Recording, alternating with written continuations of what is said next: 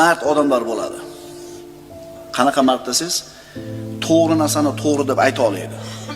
Noto'g'ri narsani noto'g'ri deb ayta oladi. Garchi o'ziga yoqmasa ham. To'g'ri aytayaptimi akamiz deydi. Biz noto'g'ri ish qildik deydi. O'zi qilyaptimi o'sha ishni? Yoki falon ishni qilmayapti, o'sha ish to'g'ri deydi biz qilmayotgan bo'lsak ham. O'zi odatlanib qolgan noto'g'ri ishini, botilligini tan olishi kishining zakovatidan hisoblanadi. Qaytaraman. O'zi odatlanib qolgan noto'g'ri ishini, botil ekanini tan olishi kishining zakovatidan hisoblanadi. O'zi odatlanmagan bo'lsa ham to'g'ri ishini haqligini tan olishi kishining zakovatidandir. Tushunarlimi? Qilmayapsiz u ishni, lekin shu ishni to'g'ri deyapsiz. Bir ishni qilyapsiz, o'zi odatlanmagansiz, sigaret chekyapsiz, masalan. Himoya qiladi o'zini, bilasizmi? Amri ma'ruf qilay, nahi munkar qilay deb sigaretni tashlab desa nima qiladi? Zarar desangiz, osham zarar u deydi. To'g'rimi?